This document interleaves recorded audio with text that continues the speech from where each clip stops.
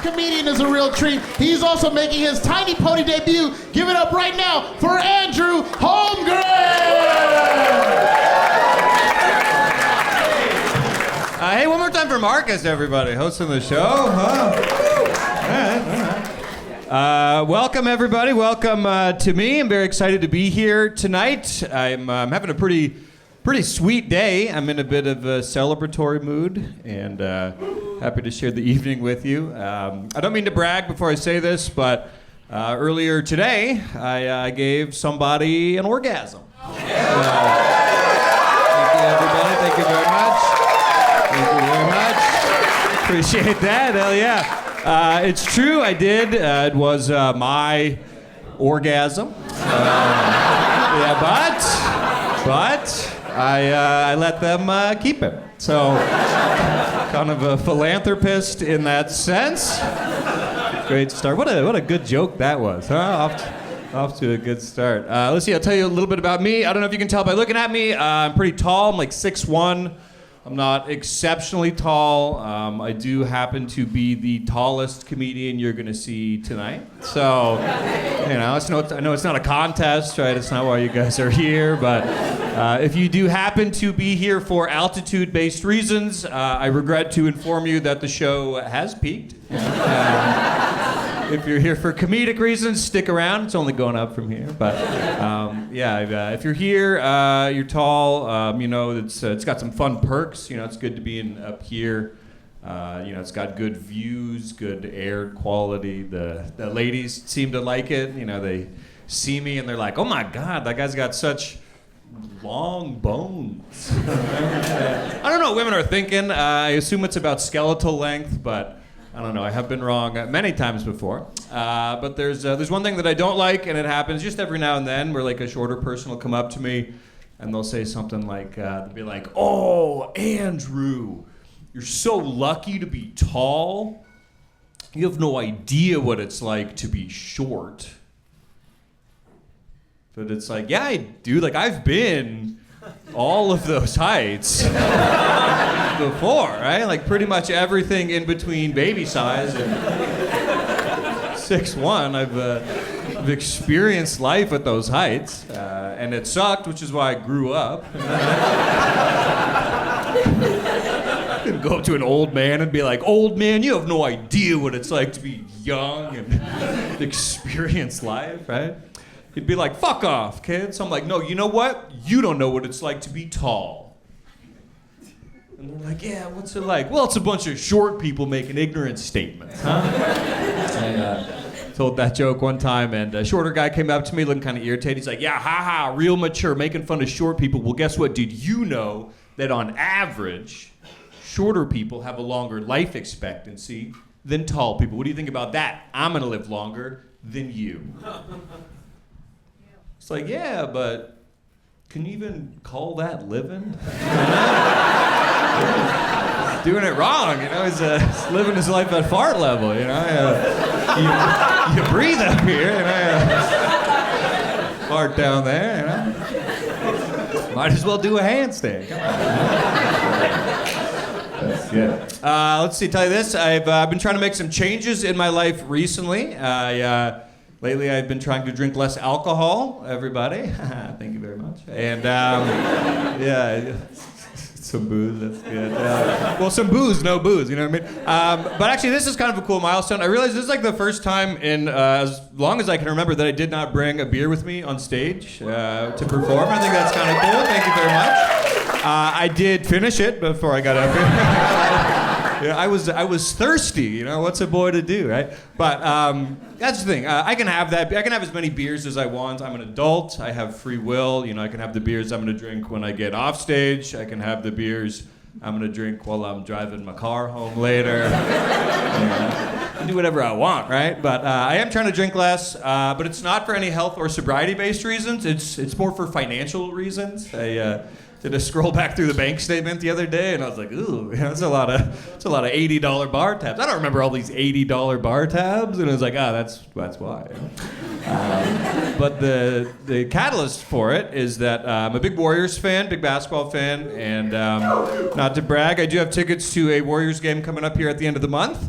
And I am hoping, fingers crossed, I'm hoping to save up to purchase a beer at the stadium. Most expensive beer in California. And if you're anything like me, what's the point of drinking one beer? You know, I need 6 or 7 of those bad boys. So, trying not to run into that end-of-month conundrum of do I pay rent on time and in full, or enjoy a beautiful blacked-out evening in the upper bowl of the Chase Center. So, I believe that I live in a world where both of these things are possible, but I have been wrong before. So, yeah. Let's see. I did just do dry January. I made it the whole month. I don't know if anyone else did dry January here, but yeah, I learned a lot about myself not drinking for a whole month. Probably the main thing I learned was that did you know driving is actually pretty fucking boring? You know that? I'm like driving around in my car. I'm like, this sucks. I'm not making friends at the stoplight anymore. You know?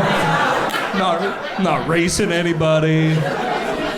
I gotta fix this shit. Yeah, but you know, listen. When I say this, it doesn't make me better than you. I do have a DUI, everybody. So thank you very much. Yeah. Any other Deweys in the crowd? Yeah. I got a DUI. If it makes it any better, I do not have a DUI driving a motor vehicle. I don't know if you know this. You can get a DUI. Pretty much on anything with wheels, which I did not know. You can get a DUI on a bicycle. You can get a DUI on a skateboard. On a scooter. You can get a DUI on horseback, which is crazy, right? Like, I'm just drunk on an animal. I can't control this 1.5-ton beast, right? I'm just drunk cruising around, you know? Like, you telling me I get a DUI on a horse and I got to go to the same class as the guy who blew a .12 driving his child home from the casino? Yeah, that's fucking bullshit, you know? I didn't get a DUI on a horse. I got a DUI on a pair of Heelys. Yeah, you guys remember Heelys, the half a roller skate? Yeah, it's got the wheel in the heel. That's how they came up with the name. It's pretty clever. Yeah, but yeah, I got a DUI on my Heelys. It sucks. The government put a breathalyzer tube in my shoes, so you know they say you got to walk before you can run. I got to blow double zeros before I can take a damn walk. So it's been tough, you know. Nice. Yeah, I like drinking. I was watching a Warriors game recently, and I heard a term. There was a Jack Daniels commercial. It was during halftime commercial break, and there was a Jack Daniels commercial, and I heard a phrase in the commercial that made me like whip my head. It was such a juxtaposition of ideas. Like I'd never heard it before. I think it's like a Gen Z term, but has anyone here ever heard of drinking responsibly? Anybody? Yeah, I'd never heard of this. The commercial was like, please drink responsibly. I was like, what the hell does that mean? And I was thinking about it, like, what would that mean to me? How would that fit into my life? And I came to the conclusion that I think that the drunk version of Andrew, me, is the one who makes the majority of my responsible decisions. Right? Like the sober Andrew, that's the irresponsible one. You know, like the sober Andrew makes the decision to go to the bar, have that first drink, set off this Rube Goldberg-esque chain reaction series of events, hijinks, if you will, that culminates with me getting banned from the Uber app. You know, the drunk Andrew is the one who's like, hey, maybe we should go home, go to bed. You know? He's looking out for me. He gets me home somehow. He sets 12 alarms on my phone, 2 minutes apart. You know? To ensure that we are only 30 minutes late to work the next day. And yeah, he does me one more favor. He leaves my shoes on so I can run out the door when I realize what I did. You know? Oh no, not again. They said last time was the last time. You know? Here's some responsible drinking for you. I came out of a blackout recently to discover that I had opened myself a retirement account. Huh? It's pretty fucking responsible, yeah? Yeah, I did my taxes on a bender last year, and yeah, they were wrong. I got audited, but you know, the sober guy didn't even try it. You know, he's like, well, the drunk guy made all the money. Why should I do his fucking taxes? And I'm like, all right, touche, sir. See you at the bar. You know? Hell yeah. Hey, speaking of doing things that maybe aren't that good for you, we got any cocaine people in the basement here?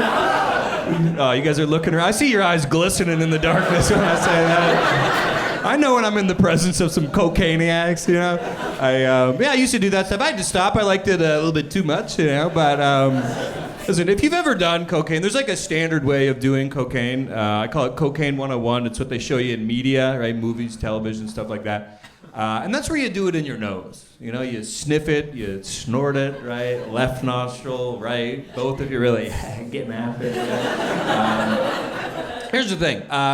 That's kid stuff, all right? I was a little bit more advanced in my cocaine consumption. I was a big boofer. Put some boofers in the cut. You guys know about boofing, right? You guys don't know about boofing? All right, okay, listen. This is perfect. When I perform, I like for us to laugh and to learn. So this will be the learning portion of the set. Let me tell you about boofing, all right? Let me put you up on some game, all right?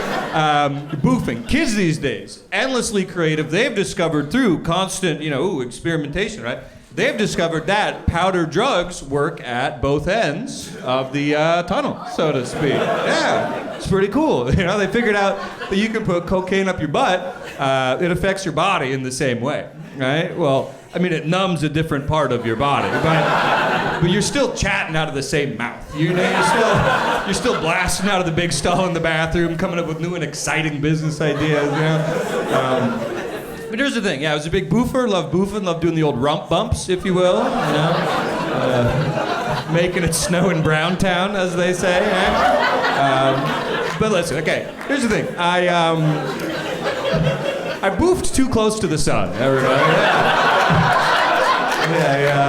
I fucked around. I got myself a deviated rectum. Huh? That's good. Yeah, you guys should hear me fart. Sounds like a whistling songbird, huh? Yeah. As I like to say, Otis Redding ain't got shit on my ass, huh? Yeah. That's fun.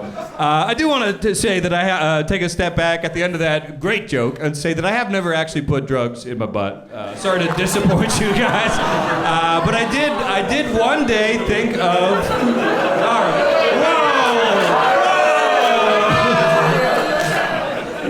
No, it ends with an F. It's boof. All right. That's good. Okay, I've never personally put drugs in my butt, is what I meant to say. But I do. One time, I wasn't going to do this bit, but boy, we might as well. Okay, I got this roommate, all right? And, let's see, how do I put this? Has anyone ever, I got off work one day and I'm fast asleep, taking a nap on the couch, fast asleep, wide awake. Has anyone here ever been woken up by their roommate trying to blow a whippet up their ass while they're asleep? No, this isn't a common experience? Yeah. Well, let me tell you, it is pretty cold, all right? Yeah. Fast asleep, comfy, warm, wide awake, chilly butthole.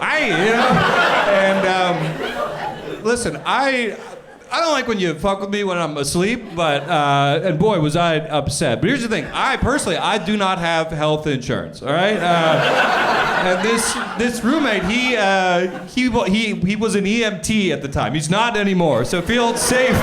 Call it. But this guy, he's a real squirrely guy. Here's the best way that I could describe him.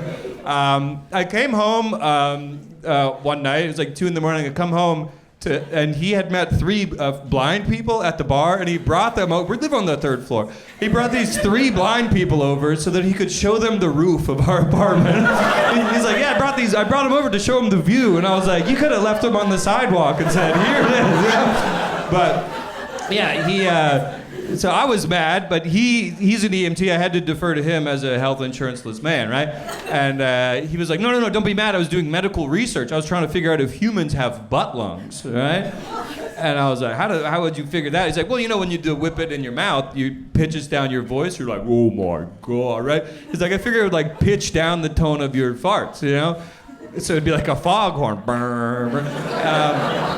So he and I did some research for a couple hours, and let me tell you, no butt lungs, all right? So, with me you laugh and you learn. But hey, listen, that is it for my portion of the show. Thank you so much. My name's Andrew Holmgren. Appreciate you. Enjoy the rest of the show. Tiny pony.